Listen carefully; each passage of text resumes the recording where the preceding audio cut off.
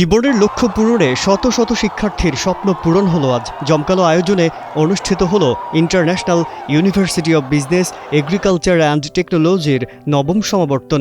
২৬ জানুয়ারি রাজধানীর আগারগাঁও শের বাংলা নগরে অবস্থিত বাংলাদেশ চায়না মৈত্রী সম্মেলন কেন্দ্রে এই অনুষ্ঠানের আয়োজন করা হয়।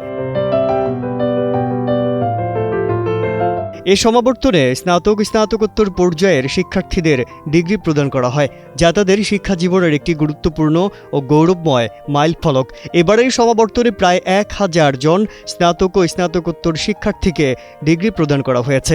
কৃতিত্বপূর্ণ একাডেমিক ফলাফলের স্বীকৃতিস্বরূপ ৩ জন মেধাবী শিক্ষার্থীকে IUBATর প্রতিষ্ঠাতা মিয়ান স্বর্ণপদক প্রদান করা হয়।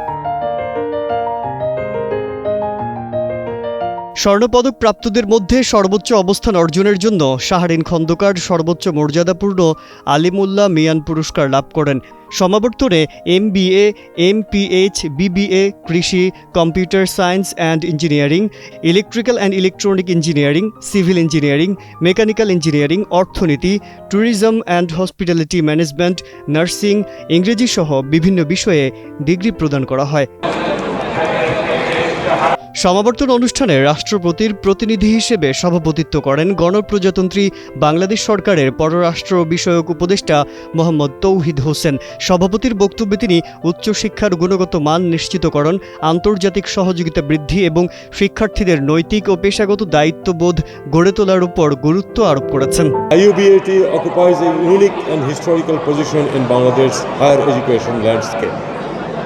As the first private university in this country, established in 1991 by Professor Dr. M. Alimullah Mian, IUBAT pioneered a new chapter in expanding access to quality higher education.